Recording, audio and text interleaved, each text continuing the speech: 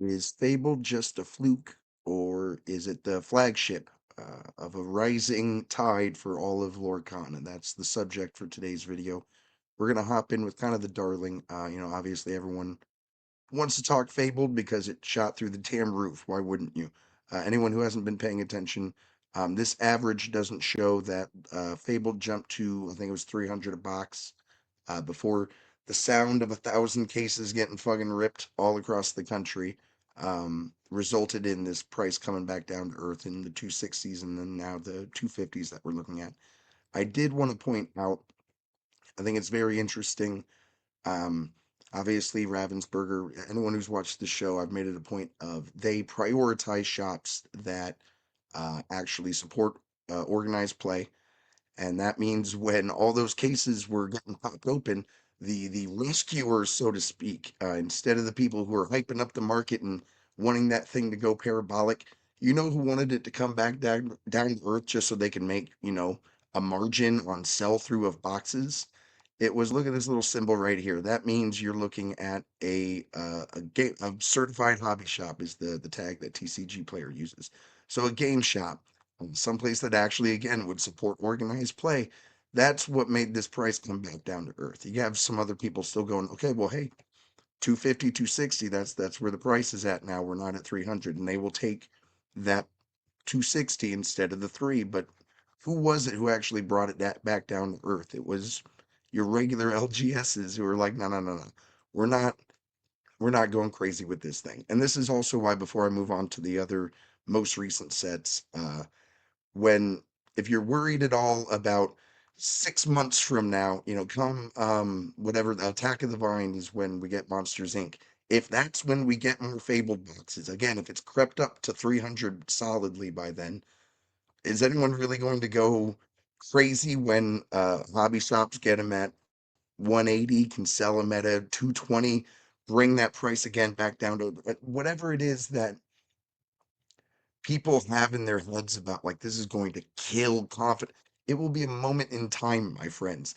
As long as you don't have them paper hands, as I understand the investors call them, and you got them diamond and you understand what you have in your hands, everything is going to be fine come reprint or no. But that is Fabled now solidly, as we can see, 250 a box. Before we move on to, I do have like the market cap, so to speak, coming at the back end of this, but I just want to get kind of an update on our most recent releases. Whispers, you heard on this channel, if you're an early subscriber, I told you that this was going to jump a bit earlier than expected. I didn't think that it would happen as early. I thought it would be happening right now. And instead, we had all the people who bought cases at 350. The sound of those were all ripping across the nation and brought this from the 120 back down to a 106. I think we're looking at 107. So again, very affordable. This is what it's supposed to look like in a TCG release cycle. Is plenty of boxes to meet demand. You want demand plus a handful, so that everyone feels like, well, I could grab a box. It's not a big deal until they're gone, and then it's like, yeah, we didn't make them for forever. Prices do go up eventually. Um, because it won't be long before we're looking at 115, 120 a box. Then again for Whispers, which is very healthy. If anything, game shops would have liked it to always be 120, even out on the open market. But there's no perfect formula for exactly how many booster boxes to print. I think Lorcana is actually hitting a perfect stride, in my opinion, of right now, we're looking at the release of Winterspell. Just then, the previous set is going to start getting expensive. If you weren't around during that set, maybe you're going to pay close to MSRP just like you would if you were out at Target. If you support your local hobby shops and you're there when stuff is hitting, if you're supporting pre releases like I did for the first time this past weekend, you're going to have access to those boxes at a much lower price during that window of release time. And then as it moves on, it moves on. I'm thinking it will be not nearly the same kind of demand for this from players, but you can see, I think it's because of Fable's heat up. You also see in the cases, we'll look in the back half of the episode, all the $400 cases are gone. Yeah, this is perfect. the right time to, if you want it below 110 box, there's at least, I think, 10 boxes here. And then after that, it's going to click up to 115, and then not too long, I think about a 10, 20 box before it's 120, 125. Like it, if you look at how many sell through on a month, what are we looking at? 204? It's not gonna last that long. We'll get into how many boxes are out there on TCG Player, and again, how to measure actual supply versus the supply that's been just removed from the most public of marketplaces here. So we've just cracked into the timing of Winterspell where everybody can come out and sell boxes, just like we have. I'm not hating on the people who don't have the little thing next to their name, because if you look at DST Games' 50 boxes, that person is vested in Lorcana. Obviously, it's um, I'm not going to be hating on someone who's helping their local hobby shop up their spend and then enjoy something and find some way to make a couple bucks off a box here or there. I ain't hating on it. And obviously, it happens in every single game. It's just that Ravensburger makes the right steps. They take the precautions. It's kind of an elegant solution. It's almost like if you hire a bunch of people who have decades of experience from Magic the Gathering to run your TCG from scratch, you're going to have good results. You're going to be able to weather a speculative storm at the very start of your TCG.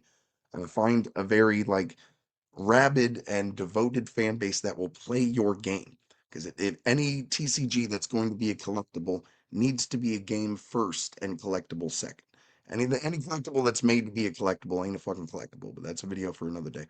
Um, yeah, this is perfect. So you're looking at again, just like we saw on Whispers, like that 105 was the bottom, right when the major glut of boxes was hitting the market. We're seeing that for Winterspell as well. Um, so I would say if you're a player, if you're a collector, if you're a speculator, if you want in on the newest sets of Lorcana since this print cut past Fabled, now is the exact time to do it for Winterspell. Let's get into though my I don't even have it ready. Hold up. Here's what we're here for though. Overall size of market. This is again, if you want sales of all these sets, you can go on TCG Player to get that. I'm looking at aggregating how many boxes of each set are listed on TCG Player at each moment in time. And I am manually making sure we get any of the Japanese listings removed, both in number of boxes and in sellers when I have the full view. We're looking at highlighted in red number of boxes that are under $90. $90, Ned, only candy. That's four boxes bumped up to five once we got past Black Friday. The first episode that I did this like comparison for everybody, we were down to three boxes under $90, right? Now we're looking at those same three. So Azurite, Acacias, and Rain of Jafar gonna keep rising up over 90, I believe, from here. Like it to me, anything under $100 a box for Lorcana is an absolute screaming steal. And we've found a good amount of it here. Like on average, it is $84 a box for these sets that are either already out of rotation or looking at it. It's coming up on the horizon, not too far. I have an episode coming up on for anyone who not investors, anyone who's looking to get vested in a TCG and do it possibly for free, get their boxes at a cost basis of zero. I have an episode coming up for you, so you're going to want to subscribe, hit the notify. I'm making a genie program. I don't need lazy Rudies. I need genies. We're going to make magic out there, and I think we can do it with some really cheap boxes and some cheap starter sets on a margin that's pretty healthy. I might even give us a little preview at the end of the episode. But this is what we're looking at, February 18th. I also have here, you'll see the case premium. You see, if I bump this up, I've got at least Winterspell now in the picture as well. A lot of people are going to be interested in this column here. So anyone who's paying any attention at all knows on average, you're not guaranteed an enchanted per case, but on average, it's about one in every 96 packs, about one in every case, roughly. So if you are able to buy a case of whatever set you're looking to collect or speculate on or whatever it is, you're going to have that peace of mind, a 96% peace of mind, that gambler's peace of mind that there's at least some piece of Disney magic waiting for you in that box, which is for anyone who's interested in the long term, I'm talking really long term speculation of Lorcana. That's really interesting now that we've kind of moved into this phase of, oh no, it's going to be around for a minute. Ravensburger's figured it out. They've got a player base and they're now pulling in collectors.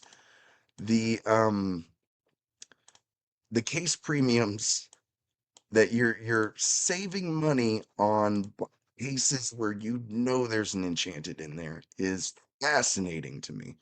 Also think this is fascinating to look at. If you're looking at long term, acquiring some cases, it seems to be Shimmering Skies. The vast majority of Shimmering Skies as it exists currently on the market is 342 of its 438 boxes are loose boxes. From there isn't all those older sets you would think would have maybe fewer cases, has a shit ton of them out there. Um, Based on this kind of like convert and like how far out we are from Shimmering Skies was that first set of the block, so to speak, the second set of four, right after Ursula's return. Even in the lore, there's like after they defeat Ursula, there's like this turnover of happiness and joy and rebuilding, and that's why Fix It Felix shows up, and there's a food fight, and it's great fucking shit. But it look at the cases, and that is why you're going to see a case premium for that Shimmering Sky. So much of it was pumped around that like one piece jam, and it was around 110 a box then. It has plummeted since then. I think yeah, I'm not even going to bother pulling it up. All that is showing in this data in a really beautiful way, which I think is just fascinating.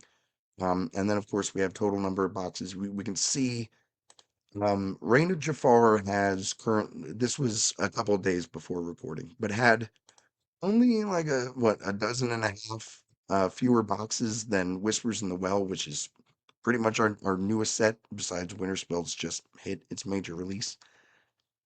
Clearly, clearly a drastic cutback in print runs, which is what we're looking at long term is very healthy for Lorcana again, because it's right as this next set is coming up that the last set is going to get a bit tighter to find at that price, that release price, and then people got used to, well, then it goes down from there eventually, right? And something's got to plummet to 70 when we get to the end of its rotational life, not these new sets. So if you're coming it to Lorcana fresh, you're going to want a healthy amount of acquiring new and then dipping to get the old stuff at this flash fire rate. Now, the full view, eagle-eyed viewers might see that there are a couple of hidden tabs here. Let me unhide everything. So we are looking at average number of boxes per seller in this column. It's kind of heat mapped to that, as well as over in this column here, and the market cap. So this is if you liquidated, if I pulled up the equation, it's at B3's price. So it's at the box price, not the um, case price. But if liquidated, all those boxes would go for this amount is what that final column you're looking at is. I don't know how much folks are even going to want that data, but I don't know. I'm going to throw it up there. You tell me in the comments if that's helpful. There's a whole lot to look at first, so maybe I'll just make it something that plow spreads out at you at the end. And then we get into the monthly comparisons. And I might even for this real quick hide it so that we can at least do. We know January or December's missing, but I don't want the before and after Black Friday in there anymore. These are heat mapped independently, both booster box and case, and then the overall number of boxes. So there are only 6 fewer boxes on the market for first chapter right now than when we first started on this breakdown on November 19th, or at least when I started tracking because I'm a freak like this. There are 153 more boxes on the market of Shimmering Skies right now than when we started this before Black Friday. that is fascinating breakdown to me of how it is the market, when it is the market shifts its supply from one form factor to another. And I think it illustrates a lot if you are someone who is again here for long term, just how rare it will be for cases and boxes to exist from not this earlier period where there's still boxes even coming out on supply, but from Fabled on. If I were an investor long term, I might personally be a bit more interested in the sets post Fabled because I know there's less of it, period. Right? It is analogous maybe to like that mid-era Pokemon when everyone knows print runs were shorter. People were like, "Oh, are they gonna make it?" You know, with your if you're going to speculate on something risky like cardboard, why wouldn't you do it on the riskiest part? Why wouldn't you go all in? This is not financial advice, and I'm again fucking with y'all. This is fairyland. You should have fun with what you're collecting, or speculating on, or reselling, whatever it might be. If you're not interested in the shit at all, then I don't know. There's probably something else you could speculate or resell. Um, and the collector part of my brain that thinks about rarity versus scarcity. I'm very interested in the post-fabled era of Lorcana. Not to say, again, subscribe because I have that video coming your way of how you can get your positions on these drunk sets for basically free. Or if this just ended up in your feed somehow because you're interested in Pokemon investing, you could get a good 20% margin on some other product and just put it towards your Pokemon purchases. What if instead of thinking, what is this all going to be worth in 10 years? You can think, what is it worth now? What margin can I make on that reasonably? Still give a discount to people. Be something of a genie who can provide deals, gateway people, on ramp people onto a new hobby, and make a little bit of Skrilla or cardboard while you're doing it. Sounds pretty cool to me. So if you're down with that too, subscribe. Hit me with a comment of which of these sets you're most interested in long term, getting a couple boxes of. But I'm rambling. Love you all. May your bulls be blessed. And TCGs or whatever you make of them. Remember that, kids. Peace out.